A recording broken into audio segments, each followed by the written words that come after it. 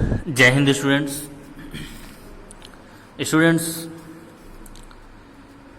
कल हम लोगों ने क्लास 10th फिजिक्स में magnetic effects of electric current नाम का चैप्टर स्टार्ट किया और कल हम लोगों ने समझा कि किसी भी कंडक्टर में अगर करंट फ्लो होता है तो उससे मैग्नेटिक फील्ड प्रोड्यूस होगा। इसके बारे में हम लोगों ने डिटेल में पढ़ा। नाउ स्टूडेंट्स, अब आता है कि कंडक्टर का अगर अलग अलग शेप है, जैसे कि अगर स्ट्रेट वायर है, वायर में करंट फ्लो हो रहा है तो उसमें मैग्नेटिक फील्ड कैसा होगा। अक्सर लोगों के घरों में स्ट्रेट वायर होता है, उसमें करंट फ्लो होता है, लेकिन आप लोगों को कभी फील नहीं हुआ होगा कि उसमें मैग्नेट भी होता है। अगर वायर सर्कुलर कॉइल के फॉर्म में है तब उसमें मैग्नेटिक फील्ड कैसा प्रोड्यूस होगा। तो इस तरीके से बहुत सारे शेप पर, साइज पर मैग्नेटिक फील्ड का जो स्ट्रेंथ है वो किस तरीके से उस पर डिपेंड होता है, उसका डायरेक्शन कैसा होता है, इन सब के बारे में हम लोग आज डिटेल में स्टडी करेंगे। तो स्टूडेंट्स, यहाँ पे फर्स्ट है magnetic field due to a current through a straight conductor.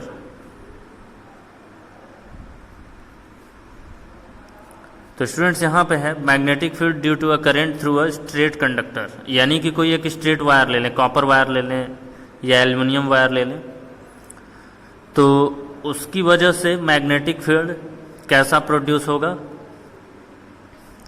और उसका डायरेक्शन क्या होगा, किन किन बातों पे डिपेंड करेगा, क्या इंक्रीज करेंगे तो मैग्नेटिक फील्ड इंक्रीज होगा, किससे डिक्रीज होगा, ये सारी बातें। तो स्टूडेंट्स, पहले तो हम लोगों को समझना होगा कि मैग्नेटिक फील्ड प्रोड्यूस होता है कि नहीं कॉपर वायर में या फिर कोई स्ट्रेट वायर में करंट फ्लो कराने पर, क्योंकि अक्सर आप लोगों के घरों में वायर में करंट फ्लो होता है लेकिन आप लोगों ने कभी फील नहीं किया होगा कि इसमें मैग्नेटिक फील्ड प्रोड्यूस हो रहा है या वो मैग्नेट की तरह काम कर रहा है। तो कैसे हम लोग उसको चेक कर पाएंगे, इसके लिए एक्सपेरिमेंट है। हम लोगों को एक कॉपर वायर में करंट फ्लो कराना है। इस तरीके से सर्किट दिया हुआ है, ये बैटरी यहाँ पे कनेक्टेड है, यहाँ पे एक स्विच लगा हुआ है और ये एक कॉपर वायर है, यहाँ से ये एक स्ट्रेट कॉपर वायर है, पूरा ये पूरा स्ट्रेट कॉपर वायर है। अब जब हम लोग इसमें करंट फ्लो कराते हैं, इसके बाद एक कंपास नीडल क्या होता है कल मैंने बताया हुआ था, उसको ला करके यहाँ कॉपर वायर के ऊपर या फिर इसके आसपास रखते हैं। यहाँ पे भी कंपास नीडल को रख सकते हैं। तो जब हम लोग यहाँ पे कॉपर वायर के ऊपर कंपास नीडल को रखते हैं, ये भी कॉपर वायर ही है तो इसके ऊपर भी रख सकते हैं। तो कॉपर वायर के ऊपर जब कंपास नीडल रखते हैं, नॉर्मली कंपास नीडल मैंने पहले ही बताया था कि नॉर्थ और साउथ डायरेक्शन में वो पॉइंट करता है। उसका जो मैग्नेट का नीडल होता है वो नॉर्थ साउथ में स्टे हो जाता है। लेकिन जब हम लोग इसको कॉपर वायर के ऊपर ला करके रखते हैं तो इसमें डिफ्लेक्शन होता है, नॉर्थ साउथ में ना हो करके बल्कि ये डिफ्लेक्ट हो जाता है। तो इस बात से ये प्रूफ हो जाता है कि कॉपर वायर में भी मैग्नेटिक फील्ड होता है। तो when compass needle is brought near a copper wire, current carrying copper wire, then the needle gets deflected. Now students, यहाँ पे जो कॉपर वायर है उसमें जो मैग्नेटिक फील्ड प्रोड्यूस होता है वो किन किन बातों पे डिपेंड करता है। पहला तो वो डिपेंड करता है magnetic field is directly proportional to current. अगर ये एक स्ट्रेट कॉपर वायर है और इसमें करंट आई फ्लो हो रहा है, तब जितना ज़्यादा करंट हम लोग उसमें फ्लो कराएंगे उतना ही ज़्यादा उसकी मैग्नेटिक पावर होगी, मैग्नेटिक फील्ड उतना ही ज़्यादा वो प्रोड्यूस करेगा। तो पहला वो करंट आई के डायरेक्टली प्रोपोर्शनल होता है। सेकंड, मैग्नेटिक फील्ड करंट से जो डिस्टेंस है, जैसे यहाँ कोई पॉइंट पी है, करंट से डिस्टेंस के इन्वर्सली प्रोपोर्शनल होता है। जो वायर है उससे डिस्टेंस के इन्वर्सली प्रोपोर्शनल होता है। यम is inversely proportional to r. इसका मतलब ये है कि पॉइंट से जितना दूर जाएंगे हम लोग, मैग्नेटिक फील्ड उतना ही कम होता जाएगा। अगर पॉइंट वायर के पास है तो मैग्नेटिक फील्ड स्ट्रांग होगा, थोड़ा दूर जाएंगे तो मैग्नेटिक फील्ड वीक होता जाएगा। अब इस मैग्नेटिक फील्ड का डायरेक्शन कैसे पता करेंगे, यानी कि मैग्नेटिक फील्ड जो है वो वायर के चारों तरफ किस तरीके से वहाँ पे मैग्नेटिक फील्ड लाइंस जो हैं वो होती हैं। तो ये फाइंड करने के लिए यहाँ पे एक रूल है जिसका नेम है right hand thumb rule. Right hand thumb rule क्या होता है इसको हम लोग समझ लेते हैं। Imagine you are holding a current carrying straight wire in your right hand. आप लोगों को इमेजिन करना है कि आप लोगों के राइट हैंड में एक स्ट्रेट वायर है, such that the thumb points towards the direction of current, इस तरीके से कि थंब का जो डायरेक्शन है वो करंट की तरफ है। Then your folded fingers around the conductor will, your folded fingers around the conductor will show the direction of magnetic field. इस तरीके से अगर हम लोगों का ये हैंड है और इसमें ये इस तरीके से हम लोग वायर को पकड़े हुए हैं और इसमें करंट जो है ऊपर की तरफ फ्लो हो रहा है, नीचे से ऊपर की तरफ फ्लो हो रहा है। इस तरीके से ये जो ऐसे जब इसको क्लिक करते हैं तो जिस डायरेक्शन में उछल करके ऊपर जाता है, ऊपर की तरफ करंट फ्लो हो रहा है। इस तरीके से हम लोगों ने होल्ड किया हुआ है। तो हम लोगों को क्या करना है कि जिस डायरेक्शन में करंट फ्लो हो रहा है उस डायरेक्शन में अपने थंब को पॉइंट्स करना है। ऊपर की तरफ करंट फ्लो हो रहा है इसलिए हम लोग थंब को ऊपर की तरफ पॉइंट करते हैं। इसके बाद हम लोगों के जो फिंगर्स हैं, हम लोगों के जो फिंगर्स जिस डायरेक्शन में कर्व हो रहे हैं, जिस डायरेक्शन में फिंगर्स कर्व बना रहे हैं, वही डायरेक्शन मैग्नेटिक फील्ड रिप्रेजेंट करेगा। जैसा कि यहाँ मैंने डायग्राम में दिखाया हुआ है। अगर ये करंट वायर में डाउनवार्ड्स है तो आप लोग देख सकते हैं जैसे डाउनवार्ड है तो हम लोगों को थंब नीचे की तरफ करके रखना है। इस तरीके से थंब को नीचे की तरफ करके रखना है, तब हम लोगों का मैग्नेटिक फील्ड का डायरेक्शन क्लॉकवाइज होगा। ये इस तरीके से मैग्नेटिक फील्ड का डायरेक्शन क्लॉकवाइज। तो इससे पता चलता है कि वायर जो है करंट कैरिंग वायर, उसके चारों तरफ मैग्नेटिक फील्ड कॉन्सेंट्रिक सर्कल्स के फॉर्म में होते हैं इस तरीके से। और अगर करंट डाउनवर्ड डायरेक्शन में है तो मैग्नेटिक फील्ड क्लॉकवाइज होगा। वहीं अगर करंट अपवर्ड डायरेक्शन में है इस तरीके से, तब magnetic field anti clockwise direction में, क्योंकि ये इस तरीके से इस डायरेक्शन में रोटेट हो रहा है, तो magnetic field anti clockwise direction में होगा इस तरीके से, अगर करंट ऊपर फ्लो कर रहा है तब। तो ये हो गया हम लोगों का right hand thumb rule.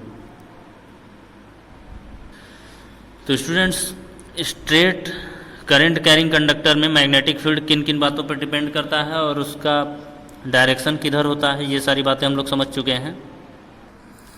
Now students, हम लोगों को नेक्स्ट यहाँ पे समझना है magnetic field due to current through a circular loop. अगर एक सर्कुलर लूप है तो उसमें करंट फ्लो कराते हैं इस तरीके से। ये करंट आई हो गया, इधर से ये फ्लो करता है करंट ऐसे, और ये करंट इधर से बाहर निकल जाता है इस तरीके से। इधर बैटरी लगा हुआ है,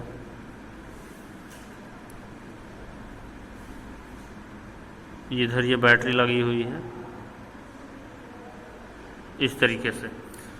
तब अगर कोई सर्कुलर लूप मतलब होता है रिंग, लूप मतलब रिंग, तो कोई रिंग शेप का वायर है, एक सर्कुलर रिंग शेप का वायर है तो उसको सर्कुलर लूप कहते हैं। तो और इसमें करंट फ्लो हो रहा है तो उसमें मैग्नेटिक फील्ड क्या होगा, उसका डायरेक्शन क्या होगा। तो स्टूडेंट्स, सर्कुलर लूप में जो करंट है फ्लो होता है तो मैग्नेटिक फील्ड का डायरेक्शन क्या है। In a circular loop every point on the wire will produce magnetic field. Circular loop में हर एक पॉइंट जो है मैग्नेटिक फील्ड प्रोड्यूस करेगा, और वो सर्कुलर वायर भी जो मैग्नेटिक फील्ड प्रोड्यूस करेगा वो कॉन्सेंट्रिक सर्कल्स के फॉर्म में ही मैग्नेटिक फील्ड प्रोड्यूस करेगा। तो यहाँ पर मैंने राइट कर दिया है, concentric circles around the wire will represent the magnetic field and they become larger and larger and at the centre the magnetic field line become straight. तो ये सर्कुलर जो कॉन्सेंट्रिक रिंग हैं जो कि मैग्नेटिक फील्ड को represent करेंगे, जैसे जैसे हम लोग वायर से दूर जाते जाएंगे इनका साइज बढ़ता जाएगा, और एक ऐसा टाइम आएगा यानी कि सेंटर पे जो मैग्नेटिक फील्ड लाइन्स होंगी वो स्ट्रेट हो जाएंगे। अब सर्कुलर रिंग में जो मैग्नेटिक फील्ड होता है वो किन किन बातों पे डिपेंड करता है। First, magnetic field depends on the current.